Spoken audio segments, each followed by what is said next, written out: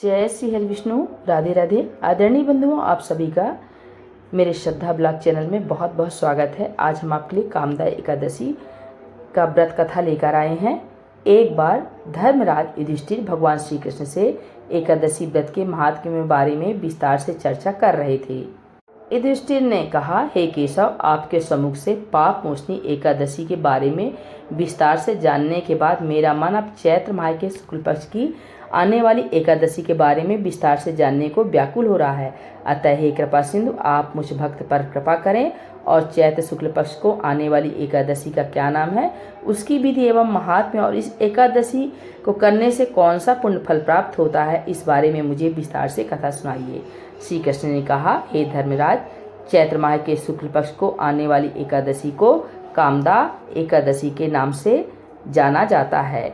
एक समय राजा दिलीप ने भी यही प्रश्न महर्षि वशिष्ठ से किया था। उसके उत्तर में महर्षि वशिष्ठ ने जो कथा उन्हें सुनाई थी वही मैं आपको सुनाता हूँ। एक समय की बात है, प्राचीन काल में भोगीपुर नामक एक नगर हुआ करता था। इस नगर में अनेकों किन्नर, गंधर्व तथा अप्सराएं वास किया करती थी। उन्हीं में से एक स्थान पर ललिता और ललित नामक गंधर्व अपने विशाल भवन में निवास किया करते थे। इन दंपति में अपार स्नेह और प्रेम व्याप्त था। उस समय भोगीपुर में पुंडलिक नामक एक पराक्रमी राजा का शासन हुआ करता था और ललित राजा के दरबार में उपस्थित प्रमुख गंधर्वों में से एक था।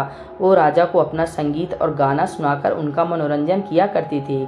एक समय की बात है, राजा के दरबार में सभी गंधर्व राजा के मनोरंजन हेतु गान प्रस्तुत कर रहे थे और ललित भी राजा को गाना सुना रहा था।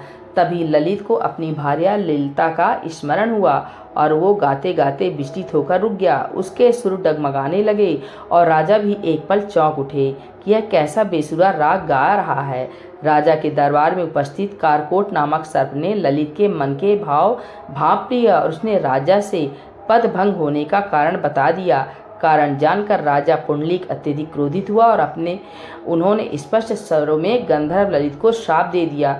पुंडलिक ने कहा, दुष्ट गंधर्व, तू मेरे सामने गान प्रस्तुत करते समय अपनी भार्या को स्मरण कर रहा है, अतः तू नरभक्षी दैत्य बनकर अपने कर्म का फल भोग। राजा पुंडलिक के श्राप से गंधर्व ललित उसी क्षण विशालकाय दैत्य में परिवर्तित हो गए।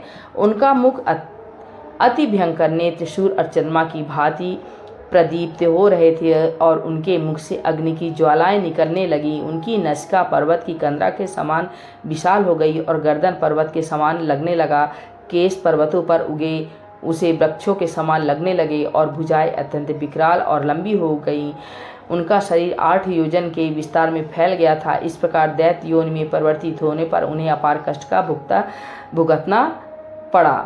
भार्या ललित को जब ये वृतांत पता चला तो अत्यंत दुखी होकर जमीन पर गिरकर मूर्छित हो गई। मूर्छा आने पर वो स्वामी के नाम से विलाप करने लगी और इस यातना से अपने स्वामी को कैसे निजात दिलाए उसके यत्न में सोचने लगी। गंधर्व ललित दैत्य योनि में परिवर्तित होने पर अपार दुख को सहते हुए नगर से दूर घने वन में चले गए। अपने स्वामी के विरह में भार्या ललित भी उनके पीछे पीछे वन में जाने लगी।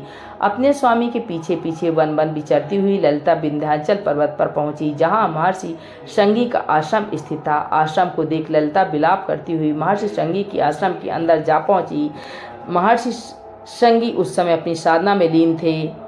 ललिता विलाप करती हुई महर्षि शंगी के चरणों में गिर गई और अपने स्वामी को पुनः गंधर्व योनि में परिवर्तित कैसे करे उसकी यातना करने लगी।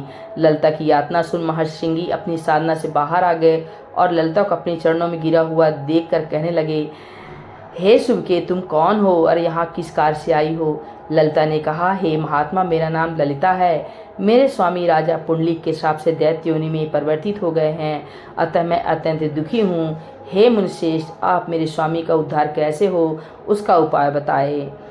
महर्षि शंगी ने कहा, हे गंधर्व कन्या, अब चैत्र माह के शुक्ल पक्ष में आने वाली एकादशी आ रही है। इसे कामदा एकादशी भी कहते हैं। पुत्री, यह एकादशी सर्व पाप नाशनी है और इसका व्रत करने से सभी कार्य सिद्ध होते हैं।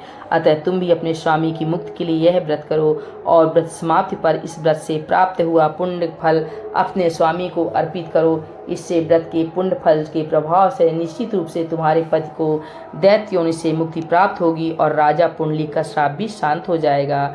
महर्षि श्रृंगी के परामर्श से ललिता ने अपने स्वामी के उद्धार के लिए कामदा एकादशी का व्रत रखा।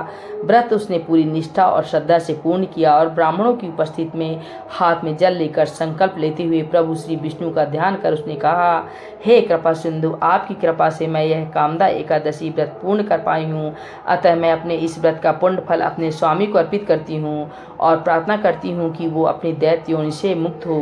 व्रत के पुण्य फल को अर्पित करके वहीं ललित अपनी दैत्य योनि त्याग कर पुनः गंधर्व योनि में परिवर्तित हो गए। वह पुनः सुंदर वस्त्र आभूषणों से सुसज्जित होकर भार्या ललित के साथ विहार करने लगे और अंततः स्वर्गलोक में चले गए।